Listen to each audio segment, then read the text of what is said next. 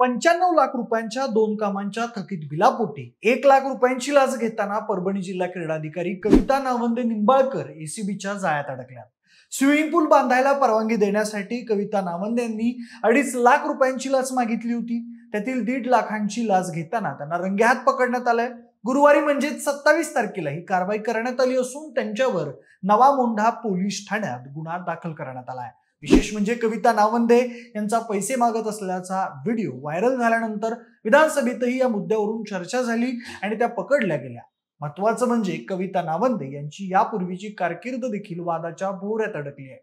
आता त्यांच्यावर कोणकोणते आरोप झालेत, कविता नावंदे एसीबीच्या जाळ्यात कशा अडकल्या, सगळं काही सविस्तर पाहूयात। त्यासाठी हा व्हिडिओ नक्कीच शेवटपर्यंत पहा। नमस्कार, मी प्रथमेश आणि तुम्हाला तर माहिती आहे आपला विषयच भारी। मंडळी, 2024 मध्ये एका क्रीडा अकॅडमीने क्रीडा स्पर्धा घेतल्या होत्या। त्यासाठीचे 5 लाख रुपये आणि त्या संस्थेच्या जागेवर करण्यात आलेल्या स्विमिंग पुलाचं काम 90% पूर्ण झाल्यानं संबंधित संस्थेनं पुलाचे 90 लाख रुपयांचे आणि स्पर्धेचे 5 लाखांचे बिल जिल्हा क्रीडा अधिकारी कार्यालयाकडे दाखल केलं होतं। पुढे बिल मंजुरीसाठी संबंधित संस्थेच्या पदाधिकाऱ्याने 3 मार्चला नावंदे आणि क्रीडा अधिकारी नानक सिंग बस्सी यांची भेट घेऊन बिलाची मागणी केल्यानंतर नावंदे यांनी स्वतःसाठी 2 लाख आणि बस्सी यांच्यासाठी 50,000 अशा एकूण 2,50,000ची मागणी केली। त्यावर बिलामध्ये जाणीवपूर्वक त्रुटी काढल्या जातील या कारणानं 13 मार्चला संबंधिताने नावंदे यांना 1 लाख रुपये दिले। उर्वरित 1.5 लाख देण्याची इच्छा नसल्यानं संबंधिताने लाचलुचपत प्रतिबंधक खात्याकडे तक्रार दिली। पुढे प्रकरणाची पडताळणी केली तेव्हा नावंदे यांनी उर्वरित रक्कम स्वीकारण्यास सहमती दर्शवली।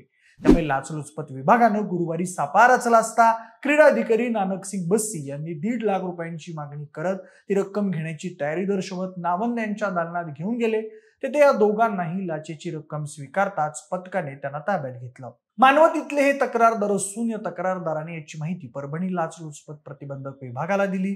त्यानंतर लाचलुचपत प्रतिबंधक विभागाने या तक्रारीची पडताळणी करण्यासाठी सापळा रचला तेव्हा त्यांना जिल्हा क्रीडा अधिकारी कविता नावंदे लाच घेताना रंगेहात सापडल्या।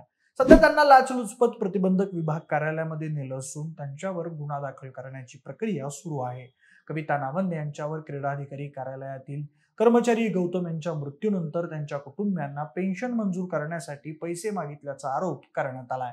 पुढे कुटुंबाच्या आरोपांवरून राष्ट्रवादीचे आमदार राजेश विटेकर यांनी विधानसभेत लक्षवेधी मांडली होती। त्यानंतर हाच मुद्दा घेऊन ठाकरेंच्या शिवसेनेचे आमदार राहुल पाटील यांनी नावंदे यांना निलंबित करण्याची मागणी अधिवेशनात केली होती। शिवाय जिल्हा क्रीडा अधिकारी कार्यालयातील कर्मचारी मुंडे यांनाही क्रीडा स्पर्धेचे बिल काढण्यासाठी पैसे मागितल्याची नावंदे यांची ऑडिओ क्लिप चांगलीच व्हायरल झाली होती। दरम्यान कविता नावंदे यांची आतापर्यंतची कारकीर्द वादग्रस्त ठरलेली आहे। अहिल्यानगर आणि छत्रपती संभाजीनगर येथे प्रत्येकी 1 वेळा त्या निलंबित झालेल्या होत्या तर 3 वेळा त्यांची विभागीय चौकशीही झालेली आहे। परभणी येथल्या कारकिर्दीतही अनेक कार्यालयीन प्रकरणात त्या वादग्रस्त ठरल्या होत्या। 8 दिवसांपूर्वीच पैसे मागणीचा एक व्हिडिओ त्यांच्या विरोधात व्हायरल झालेला असताना त्या बिनधास्तपणे आपल्या शैलीने काम करत होत्या। त्यामुळे आमदार राहुल पाटील आणि आमदार राजेश विटेकर यांनी या व्हिडिओच्या आणि तक्रारींच्या आधारे त्यांच्या चौकशीची मागणी सभागृहात केली होती।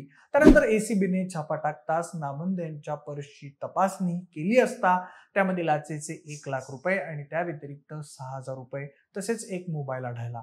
नावंदे यांच्या सोबतच बस्सी यांच्याकडेही लाचेच्या रकमेसह 1,830 रुपये आणि मोबाईल सापडला।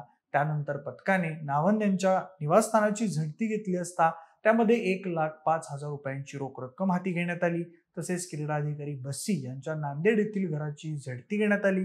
तिकडे बीड जिल्ह्याच्याच पाटोदा पंचायत समितीतही असाच प्रकार समोर आलाय। फरक फक्त एवढाच आहे की त्या ठिकाणी अधिकाऱ्यांचा भ्रष्टाचार चव्हाट्यावर आणण्यासाठी तिथल्या शेतकऱ्यांनी चक्क नोटांची बंडल कार्यालयात खोलल्याचं दिसून आलंय। सोबतच पंचायत समिती कार्यालयाला 50 लाखांचे दे दान सुटेल ग्रहण अशी घोषणाबाजी करत शेतकऱ्यांनी बोंबा दिल्यात। यात शेतकऱ्यांना विहिरी देण्यासाठी, नागरिकांना घरकुल देण्यासाठी ज्या पद्धतीने अधिकारी पैशांची मागणी करतात तर रसाला कंटाळून चारण्याची कोंबडी आणि बारण्याचा मसाला अशी इथली परिस्थिती असल्याचं शेतकऱ्यांनी म्हटलंय।